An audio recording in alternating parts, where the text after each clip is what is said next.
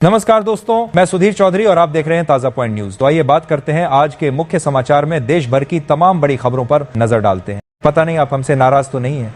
बहुत से भाई वीडियो को बिना कहे लाइक सब्सक्राइब नहीं करते और ना यही बताते हैं कि आप कहां से हमारे वीडियोस को देख रहे हैं। चलो बहरहाल आपकी मर्जी। अगले महीने से बैंक ग्राहक अपने खाते में अधिकतम 4 नॉमिनी का विकल्प चुन सकेंगे। इस सुविधा का मकसद बैंकिंग प्रणाली में दावों के निपटान में एकरूपता और दक्षता सुनिश्चित करना है। वित्त मंत्रालय की ओर से गुरुवार को जारी एक बयान में इस फैसले की जानकारी दी गई।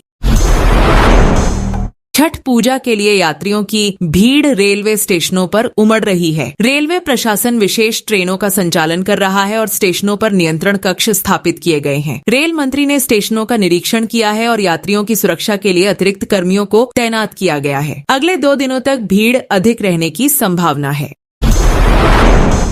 भारत सरकार ने रक्षा क्षेत्र को मजबूत करने के लिए 69,000 करोड़ रुपए के सैन्य उपकरणों में निवेश का फैसला किया है। रक्षा अधिग्रहण परिषद की बैठक में सेनाओं के लिए नई मिसाइलें, वाहन और नौसैनिक तोपें खरीदने की योजनाओं को मंजूरी दी गई। नौसेना के लिए लैंडिंग प्लेटफॉर्म डॉक्स और वायुसेना के लिए भी कई प्रस्तावों को स्वीकृति मिली है, जिससे भारतीय सेना की ताकत और बढ़ेगी। पाकिस्तान स्थित आतंकी संगठन जैश-ए-मोहम्मद ने महिलाओं की भर्ती के लिए ऑनलाइन ट्रेनिंग कोर्स शुरू किया है। इस कोर्स में दाखिला लेने वाली महिलाओं से चंदा लिया जा रहा है। मसूद अजहर की बहन सादिया अजहर इस महिला ब्रिगेड का नेतृत्व कर रही है। संगठन को मजबूत करने के लिए महिलाओं को जिहाद का पाठ पढ़ाया जाएगा। जैश-ए-मोहम्मद पूरे पाकिस्तान में नए मरकज बनाने के लिए धन उगाही कर रहा है। सोने चांदी के दाम में लगातार तेजी के बाद अब गिरावट शुरू है। India Boolean and jewellers association के अनुसार चांदी की कीमत 23 अक्टूबर को 1,051 रुपए की गिरावट हुई और ये 1,51,450 रुपए प्रति किलोग्राम बिक रही है। 14 अक्टूबर को कीमत 1,78,100 रुपए के ऑल टाइम हाई पर पहुंच गई थी। तब से इसमें 26,650 रुपए की गिरावट है। वहीं 10 ग्राम 24 कैरेट सोने का दाम आज 553 रुपए घटकर 1,23,354 रुपए पर आ गया है। इससे पहले 17 अक्टूबर के कारोबार में सोने ने 1,30,874 रुपए का ऑल टाइम हाई बनाया था। तब से इसमें 7,520 रुपए की गिरावट आ चुकी है। बिहार चुनाव के बीच राजद नेता तेजस्वी यादव ने जीविका दीदियों के लिए बड़ा वादा किया है। उन्होंने कहा कि महागठबंधन सरकार बनने पर जीविका दीदियों को सरकारी कर्मचारी का दर्जा मिलेगा और उनका वेतन 30,000 रुपए प्रतिमाह होगा। साथ ही उनके लोन का ब्याज माफ किया जाएगा और ब्याज मुक्त लोन दिया जाएगा। उन्हें सरकारी कार्यों के लिए 2,000 रुपए का भत्ता भी मिलेगा। दिल्ली में प्रदूषण का स्तर खतरनाक स्तर पर पहुंच गया है। वायु गुणवत्ता सूचकांक 500 के पार चला गया है और पीएम का स्तर 1,000 के पार पहुंच गया है। केंद्रीय प्रदूषण नियंत्रण बोर्ड के सर्वर और सेंसर ने भी साथ छोड़ दिया है, जिससे प्रदूषण की सही जानकारी नहीं मिल पा रही है और स्थिति और भी गंभीर हो गई है। उत्तराखंड के रुद्रप्रयाग जिले में स्थित केदारनाथ धाम के कपाट अब शीतकाल के लिए बंद हो गए हैं। आर्मी बैंड ने बाबा की विदाई के दौरान पारंपरिक धुन बजाई। इस पवित्र क्षण का साक्षी बनने के लिए सीएम पुष्कर सिंह धामी भी मंदिर में पहुंचे। बाबा की डोली केदारनाथ मंदिर से 55 किलोमीटर की पैदल यात्रा तय कर 25 अक्टूबर को ऊखीमठ पहुंचेगी। यहां अगले 6 महीने तक बाबा अपनी शीतकालीन गद्दी ओंकारेश्वर मंदिर में विराजमान होंगे। श्रद्धालु भी 25 अक्टूबर से ओंकारेश्वर मंदिर में बाबा के दर्शन कर पाएंगे। विमान में पावर बैंकों पर प्रतिबंध लगने की संभावना है। हाल ही में पावर बैंक में आग लगने की घटनाओं के बाद डीजीसीए गंभीरता से विचार कर रहा है। यात्रियों की सुरक्षा को ध्यान में रखते हुए डीजीसीए विमानों में पावर बैंकों के उपयोग को प्रतिबंधित करने पर विचार कर रहा है। डीजीसीए का कहना है कि यात्रियों की सुरक्षा उनकी पहली प्राथमिकता है। वाराणसी में छठ पूजा की तैयारियां जोरों पर हैं। 80 घाट समेत अन्य घाटों पर सफाई का कार्य चल रहा है। नगर निगम श्रद्धालुओं के लिए घाटों को तैयार करने में जुटा है। इस बार छठ पूजा पर विशेष कार्यक्रमों का आयोजन किया जाएगा। सुरक्षा के लिए भी इंतजाम किए जा रहे हैं ताकि श्रद्धालुओं को कोई परेशानी न हो। उत्तराखंड में देश का पहला सैन्य धाम का निर्माण कार्य लगभग पूरा हो गया है। सैन्य धाम शहीदों की शहादत की निशानी बनेगा। राज्य के 5वें धाम के रूप में इसे तैयार किया जा रहा है। इस सैन्य धाम को उत्तराखंड की रजत जयंती पर आम जनता को समर्पित किया जा सकता है। सैन्य धाम का उद्घाटन प्रधानमंत्री नरेंद्र मोदी कर सकते हैं। यह धाम उत्तराखंड ही नहीं बल्कि पूरे देश के लिए गौरव का केंद्र बन जाएगा। इस सैन्य धाम के लिए देहरादून के गुनियाला गांव में ली गई करीब 4 हेक्टेयर भूमि का 15 दिसंबर 2021 को भूमि पूजन किया गया था और करीब 3 साल 10 महीनों में इसका काम लगभग पूरा कर लिया गया है, जिसमें करीब 91 करोड़ रुपए की लागत आई है। वहीं ये सैन्य धाम देश की सेना में रहते हुए अपना सर्वोच्च बलिदान देने वाले सैनिकों को समर्पित है। मुख्यमंत्री रेखा गुप्ता ने कहा कि यमुना किनारे 17 मॉडल छठ घाट बनाए जा रहे हैं। पिछली सरकार द्वारा लगाए गए प्रतिबंध को हटा दिया गया है और श्रद्धालुओं पर दर्ज FIR वापस ली जाएंगी। इस बार 1000 से अधिक छठ पूजा स्थलों पर टेंट, स्वच्छता, जल और बिजली की व्यवस्था होगी। 200 से अधिक स्थानों पर सांस्कृतिक कार्यक्रम होंगे और छठ व्रतियों के लिए चाय पानी की व्यवस्था की जाएगी। भारत ऑपरेशन सिंदूर में S-400 की सफलता के बाद रूस से 10,000 करोड़ रुपए की मिसाइलें खरीदने पर विचार कर रहा है। वायुसेना अपनी क्षमता बढ़ाने के लिए यह कदम उठा रही है। रक्षा मंत्रालय जल्द ही इस प्रस्ताव पर विचार कर सकता है। भारत पहले ही S-400 के 5 स्क्वाड्रन का सौदा कर चुका है और अब शेष की आपूर्ति का अनुरोध कर रहा है।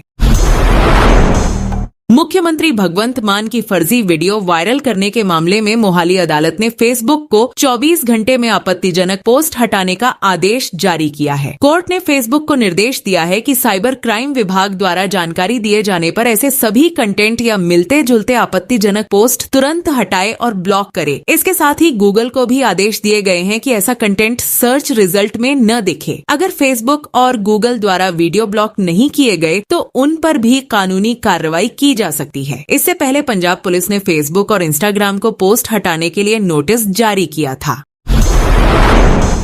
तमिलनाडु और पुडुचेरी में पिछले 24 घंटों से लगातार बारिश हो रही है, जिससे जनजीवन प्रभावित हुआ है। चेन्नई में स्कूल बंद कर दिए गए हैं। मौसम विभाग ने अगले 24 घंटों तक बारिश की संभावना जताई है। चक्रवाती तूफान के कारण तटीय इलाकों में भारी वर्षा हो रही है। मुख्यमंत्री स्टालिन ने अधिकारियों को सतर्क रहने के निर्देश दिए हैं। मछुआरों को समुद्र से दूर रहने की सलाह दी गई है।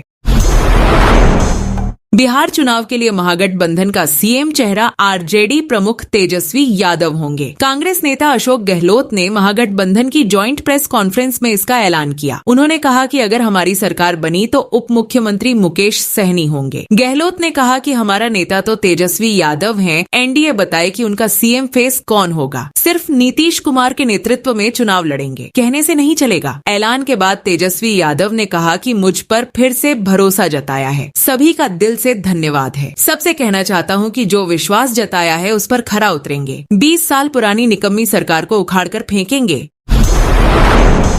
राष्ट्रपति द्रौपदी मुर्मू इन दिनों केरल के दौरे पर हैं। इस दौरान गुरुवार को उन्होंने केरल राजभवन परिसर में भारत के पूर्व राष्ट्रपति KR नारायणन की प्रतिमा का अनावरण किया। यह प्रतिमा भारत के पहले दलित राष्ट्रपति को श्रद्धांजलि स्वरूप स्थापित की गई है। इस मौके पर पूर्व राष्ट्रपति रामनाथ कोविंद, बिहार के राज्यपाल आरिफ मोहम्मद खान, केरल के राज्यपाल राजेंद्र विश्वनाथ आर्लेकर और मुख्यमंत्री पिनराई विजयन मौजूद थे। नेशनल कॉन्फ्रेंस के नेता फारूक अब्दुल्ला ने कहा कि कांग्रेस उनके साथ है और राज्यसभा चुनाव में उनका समर्थन कर रही है। उन्होंने यह भी कहा कि कांग्रेस के समर्थन से उन्हें मजबूती मिलेगी। उनके इस बयान से राजनीतिक गलियारों में गठबंधन की संभावनाओं को लेकर चर्चा तेज हो गई है। प्रधानमंत्री नरेंद्र मोदी मलेशिया में होने वाले 47वें आसियान शिखर सम्मेलन में व्यक्तिगत रूप से शामिल नहीं होंगे। मलेशिया के प्रधानमंत्री अनवर इब्राहिम ने बताया कि दीपावली के कारण मोदी वर्चुअल रूप से हिस्सा लेंगे। कांग्रेस नेता जयराम रमेश ने तंज कसते हुए कहा कि पीएम मोदी डोनाल्ड ट्रंप से मुलाकात से बचना चाहते हैं, इसलिए सम्मेलन में नहीं जा रहे। भारत कुल वन क्षेत्र में बढ़ोतरी के मामले में विश्व स्तर पर 9वें पायदान पर पहुंच गया है। यही नहीं, देश ने वार्षिक वन वृद्धि में अपना तीसरा स्थान भी बरकरार रखा है। यह खुलासा संयुक्त राष्ट्र खाद्य एवं कृषि संगठन की जारी एक नई रिपोर्ट में हुआ है। बहुजन समाज पार्टी की राष्ट्रीय अध्यक्ष मायावती आगामी 6 नवंबर से बिहार चुनाव में अपने प्रचार अभियान की शुरुआत करने जा रही हैं। वह 6 नवंबर को भभुआ हवाई अड्डे के मैदान में रामगढ़ और कैमूर सीट के प्रत्याशियों के समर्थन में वोट देने की अपील करेंगी। सरकार आईटी नियमों को लेकर सख्त हो गई है। अब ऑनलाइन गलत कंटेंट को हटाना आसान होगा क्योंकि सरकार के पास इसे हटाने का अधिकार होगा। सोशल मीडिया कंपनियों को सरकार के आदेशों का पालन करना होगा और वे मनमानी नहीं कर पाएंगी। इन नियमों का उद्देश्य ऑनलाइन गलत सूचना और भ्रामक कंटेंट को रोकना है, जिससे उपभोक्ताओं के अधिकारों की रक्षा होगी।